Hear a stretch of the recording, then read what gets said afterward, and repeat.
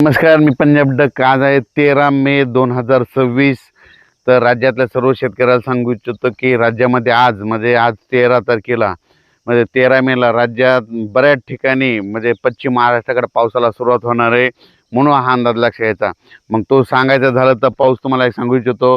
अहिल्यानगर जिल्हा, पुणे जिल्हा, नाशिक जिल्हा, त्याच्यानंतर कोकणपट्टी, घाटमाता, त्याच्यानंतर महाबळेश्वर, सातारा, सांगली, सोलापूर, कोल्हापूर, त्याच्यानंतर लातूर, बीड, धाराशिव, परभणी, जालना, संभाजीनगर ह्या पट्ट्यामध्ये आज सांगायचं झालं तर 13, 14, 15च्या दरम्यान पाऊस येणार आहे, म्हणून हा अंदाज लक्षात घ्यायचा.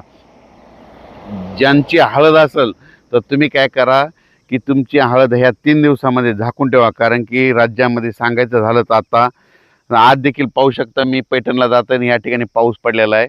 तर पैठणला जात असताना या ठिकाणी आष्टीकडे पाऊस पडलेला आहे. आणि त्याच्यानंतर राज्यातल्या सर्व शेतकऱ्याला सांगू आज 13 तारखेला मात्र राज्यामध्ये बऱ्याच ठिकाणी पावसाचं आगमन होणार आहे, म्हणून हा अंदाज लक्षात घ्यायचा. हे पाऊस तुम्हाला सांगू इच्छितो की आजचा पाऊस मग पुण्याकडे पडणार आहे, नाशिककडे देखील आहे, अहिल्यानगर भागात देखील आहे, अकोले, जुन्नर, सिन्नर, त्याच्यानंतर कोकणपट्टीकडे आहे, कोकण घाटमाथ्यावर जरा जास्त पाऊस पडणार आहे. सातारा, सांगली, सोलापूर, कोल्हापूर, पुणे ह्या पट्ट्यात देखील चांगला पाऊस पडणार आहे, म्हणून हा अंदाज लक्षात. आज बऱ्याच ठिकाणी जवळजवळ सांगायचं झालं तर आज 13, 14 आणि 15 तारखेपर्यंत राज्यामध्ये पश्चिम महाराष्ट्राकडे जरा जास्त पावसाचा असणार आहे. ज्यांची हळद असेल, कांदा असेल तर तुम्ही काय करा, आज दुपारपर्यंत झाकून घ्या. दुपारनंतर राज्यामध्ये बऱ्याच ठिकाणी पश्चिम महाराष्ट्राकडे पावसाला सुरुवात होणार आहे, म्हणून हा अंदाज लक्षात घ्यायचा. पश्चिम महाराष्ट्राकडे सांगायचं झालं जास्त पाऊस कोल्हापूर जिल्ह्यात पडणार आहे, कर्नाटककडे खूप पाऊस पडणार आहे, म्हणून कर्नाटकच्या शेतकऱ्यांनी देखील अंदाज लक्षात घ्यायचा. सांगायचं झालं तर कर्नाटक मान्सून पूर्व पाऊस आहे.